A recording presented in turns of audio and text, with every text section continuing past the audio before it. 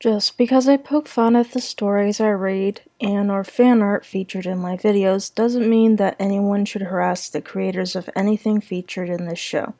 Cyberbullying is a serious issue that damages people emotionally and psychologically, sometimes to the point of self-harm and or suicide. Please keep any and all criticism constructive and reasonable for all parties involved. Thank you. Hey guys, what is up? This is GothGuy bringing you episode 3 of Totally Overrated, the show where I read overrated creepypastas for your listening pleasure. Sorry I'm a bit late, guys. I've been feeling a bit down the dumps lately, and it's kind of hard to make videos when you're all gloomy and shit. But anyway, in today's episode, I will be reading Laughing Jack, the infamous killer clown that for some reason still gets fan art when you Google search it. Okay. But in all seriousness, I hope you guys enjoy the show.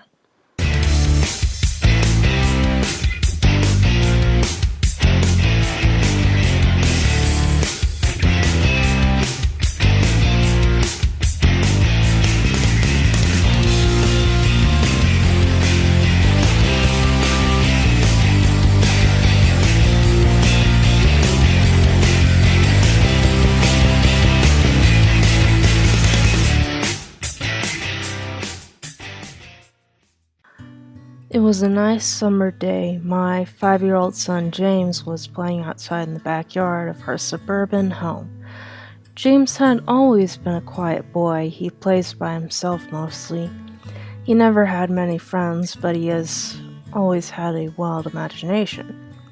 I was in the kitchen feeding our dog Fido when I heard what sounded like James talking to someone in the backyard. I'm not sure who it was he could be talking to. Could he have finally made a friend? Being a single mom, it's hard for me to always keep an eye on my son, so I decided to go outside and check on him. When I went to the backyard, I was a bit confused because James was the only person back there. Was he talking to himself? I could have sworn I heard another voice. "James, it's time to come inside," I called out to him. He came inside and sat down at the kitchen table. It was about lunchtime, so I decided to make him a turkey sandwich. "James, who are you talking to out there?" I asked. James looked up for a moment. "I was playing with my new friend," he said, smiling. I poured him some milk and continued to pry, as any good mother would. "Does your friend have a name?" "Why didn't you ask him to have lunch with us?" I asked. James stared at me for a moment before replying. "His name is Laughing Jack." I was a bit taken back by what he said. "Oh? That's a strange name. What does your friend look like?" I asked, a bit confused. "He's a clown. He has long hair and a big swirly cone nose. He's got long arms and baggy pants with stripy socks, and he always smiles." I realized my son was talking about an imaginary friend. I suppose it is normal for kids at his age to have imaginary friends, especially when he has no real kids to play with. It's probably just a phase. The rest of the day went by as per usual, and it was starting to get late, so I put James to bed. I tucked him in, gave him a kiss, and made sure to turn on his nightlight before I closed the door. I was pretty tired myself, so I decided to go to bed not long after. I had an awful nightmare. It was dark. I was in some kind of rundown amusement park. I was scared, running through an endless field of empty tents, broken down rides, and abandoned game hunts.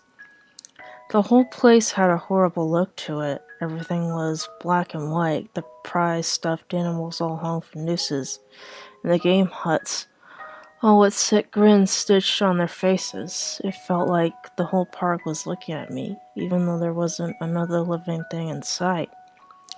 Then suddenly, I began to hear music play. The sounds of Pop Goes the Weasel being played on a squeeze box echoed through the park. It was hypnotizing. I followed its tune to the circus tent, almost in a trance, unable to stop my legs from moving forward. It was pitch black. The only light came from a single spotlight shining at the center of the big top. As I walked toward the light, the music slowed down. I found myself singing, unable to stop. All around the mulberry bush, the monkey chased the weasel. The monkey thought 'twas all in fun. The music stopped right before its climax, and suddenly the light shot on. The intensity of the lights was practically blinding. All I could see was a small, dark silhouette shuffle towards me. Then another one appeared, and another, and another. There were dozens of them, all coming toward me. I couldn't move, my legs were frozen. All I could do was watch the haunting figures draw nearer. As they got closer, I could see they were children. As I looked at each one, I noticed they were all horribly disfigured and mutilated. Some had cuts all over their body, others were severely burnt, and others were missing limbs, even eyes. The children enveloped me, clawing at my flesh, dragging me to the ground, and tearing inside me. As the children tore me apart and I faded away, all I could hear was laughter. Horrible, awful, evil laughter. I woke up the next morning in a cold sweat. After taking a few deep breaths, I looked over and saw that a few of James's action figures were positioned facing me on top of my nightstand. I sighed. James had probably woken up early and put these here. I gathered up the toys and made my way to James's room. However, when I opened the door, James was sound asleep. I just shrugged and placed the toys back into his toy box and headed out to the living room. A little while later, James woke up and I made his breakfast. He was quiet and seemed a bit groggy. Perhaps he didn't sleep well either. I decided to ask him about the toys. James, honey, did you put the toys in Mommy's room this morning? His eyes shot up at me for a moment, then quickly glanced back down at his cereal. Laughing Jack did it. I rolled my eyes and responded, "Well, you tell Laughing Jack to keep the toys in your room." James nodded and finished up his breakfast, then decided to go play out in the backyard. I went to relax in the living room, and I must have dozed off because I woke up a couple hours later. Shit, I need to check on James. I was a bit worried. It had been over 2 hours and I haven't checked on him. I stepped out into the backyard, but James wasn't there anymore. I was getting nervous, so I called out to him. James? James, where are you? Just then I heard a giggle come from the front yard. I rushed through the gate and around to the front of the house. James was sitting on the sidewalk. I breathed a sigh of relief and walked over to him.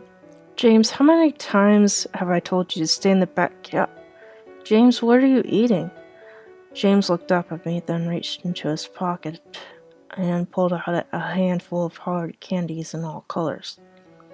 This made me very nervous. James just stared at me, not speaking. James, please tell Mommy where you got that candy. James hung his head down and said, Laughing Jack gave it to me. My heart sunk. I kneeled down to look at him in the eye. James, I've had enough of this damn Laughing Jack thing. He is not real.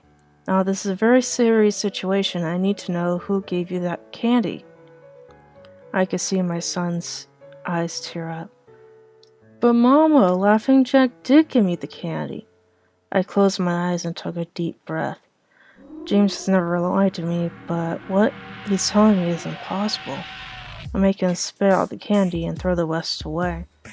James appears to be fine. Maybe I'm just overacting. After all, he could have gotten it from Tom and Linda from next door, or Mr. Walker down the street. Either way, I'm going to have to keep a closer eye on James. That night, I put James to bed as usual and decided to go to bed early myself. Suddenly, I was woken up by a loud bang coming from the kitchen. I sprung out of bed and hurried down the stairs. When I got to the kitchen, I was horrified. Everything on the counters had been thrown on the floor, and our dog Fido hung dead from the light fixture. His stomach was cut open and stuffed with candy, the same type that James was eating earlier that day.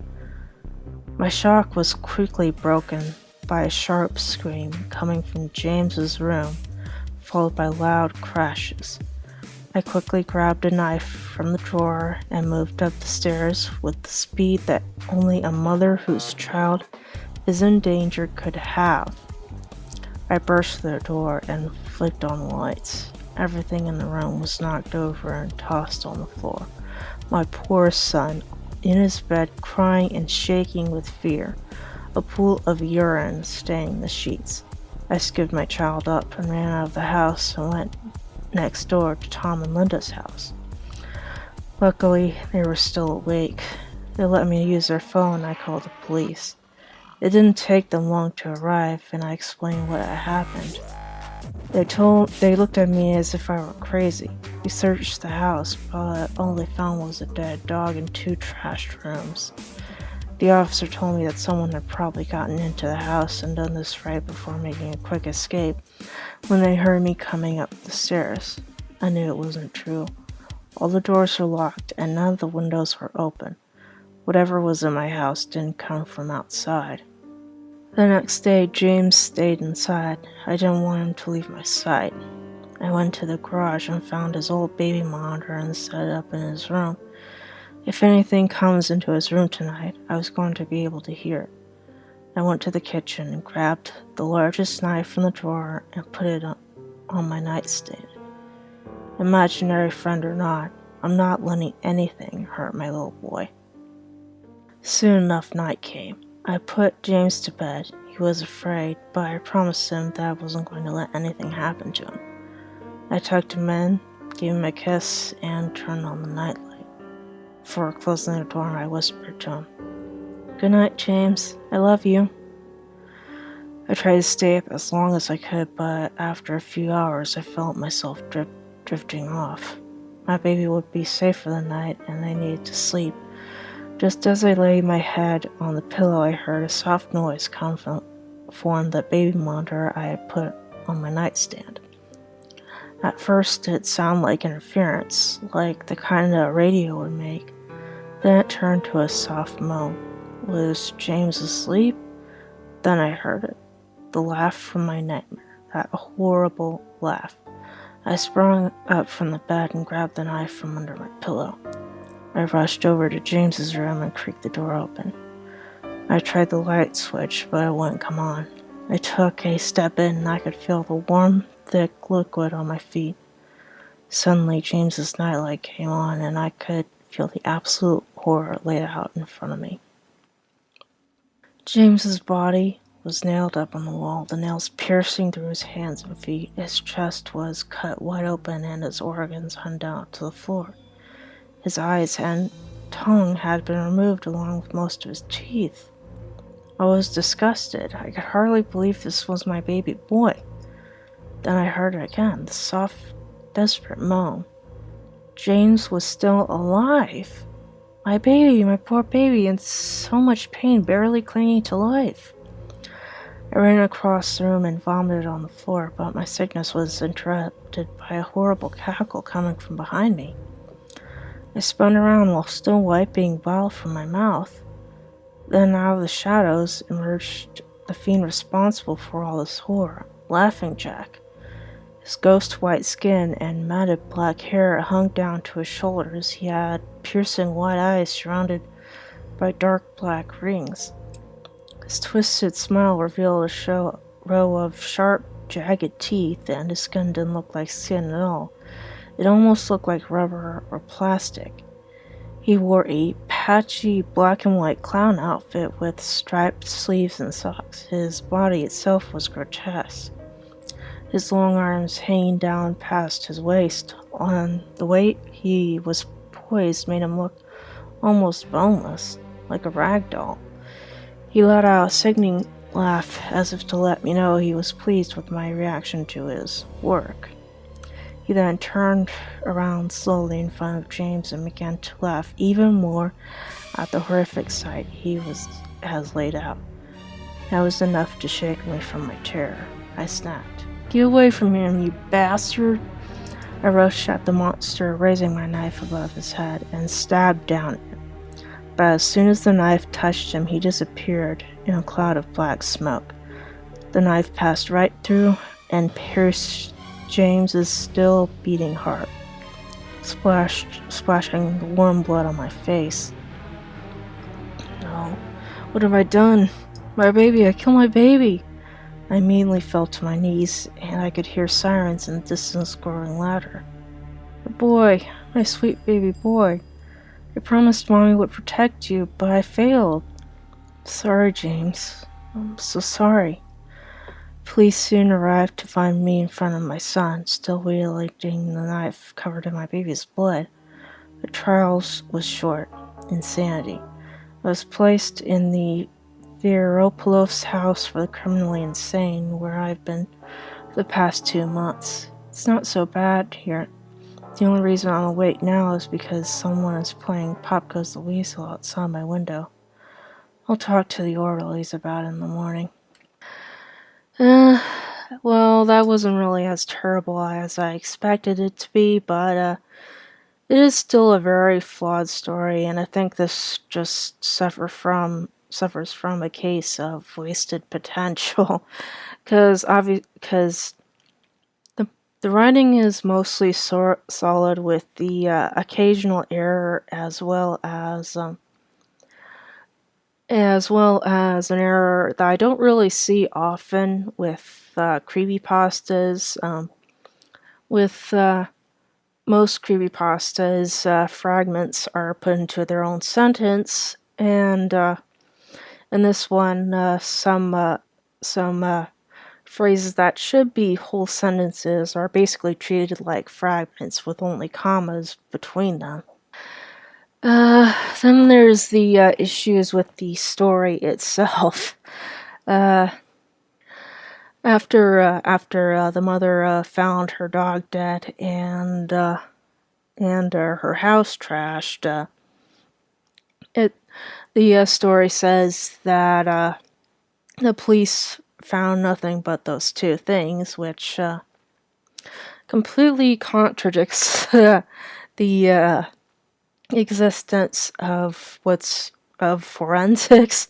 You know, they probably would have taken some photos of the crime scene, and I'm pretty sure that forensic scientists could have found some evidence as to, 1, what killed the dog, and 2, how the house was trashed, and, what body type would have been consistent with, and then there's the big climax where James is found gutted and nailed to the wall, and afterwards, as the mother is trying to stab Laughing Jack, he disappears and she accidentally stabs him. Again, this there would have been, I think, if this was more realistic, it would have gone a bit differently. The trial wouldn't have been so short. I mean, it would have been obvious that the mother stabbed her son, but when they have found his body all gutted, and I'm pretty sure that a forensic scientist could figure out what exactly cut him open, what nailed him to the wall, and I think the evidence would have been a little more inconclusive rather than solely pointing to the mother as doing something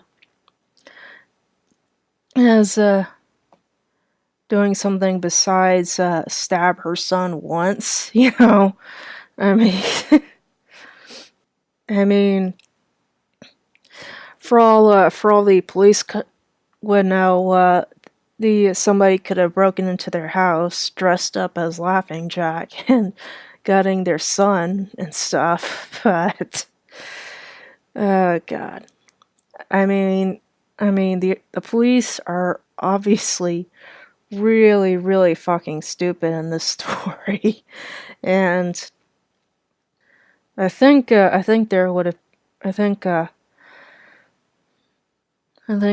whole thing might have gone a bit longer just because of those little complications. Instead of the mother given this really short trial and thrown into this insane asylum, which, assuming this is taking place in the modern day, uh, they're more labeled as mental institutions or psychiatric hospitals or mental hospitals, but not a quote unquote house for the criminally insane. Uh, oh god. Honestly, this could have been a really fantastic story were it not for a small handful of errors and basic faults in logic. You know? Oh my god. Um, I'm honestly not sure what else to say about this story, but in any case, in the next episode, I'll be reading Sonic.exe,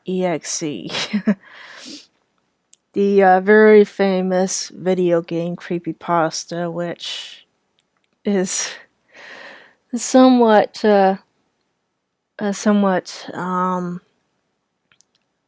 not sure how to describe it, but I've read it before, and it's definitely somewhat somewhat flawed, to say the least.